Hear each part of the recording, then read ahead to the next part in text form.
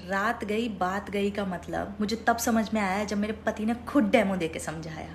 मतलब रात को हमारी कितनी भी जोर से लड़ाई हो जाए, महाभारत हो जाए, महासंग्राम हो जाए, कमरा एकदम रणभूमि बन जाए, उसको सुबह याद ही नहीं होता कि रात को हुआ क्या था। हमारे ओपिनियंस नहीं मिल रहे होते, हमारी थिंकिंग नहीं मिल रही होती है, हम मतलब सब खत्म मतलब दी एंड, अब नहीं रहेंगे साथ में वाली स्टेज आ जाती है।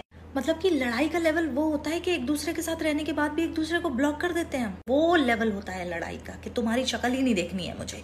पर पता नहीं सुबह उसको क्या हो जाता है, सुबह वो ऐसे उठता है जैसे स्वर्ग से कोई परा उतरा हो धरती पे।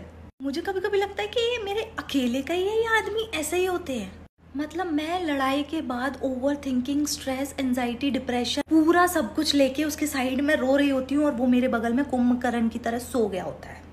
और सुबह उठ के वो इतना नॉर्मल बिहेव करता है, इतना नॉर्मल बिहेव करता है जैसे रात में हमने लड़ाई नहीं, कीर्तन किया हो।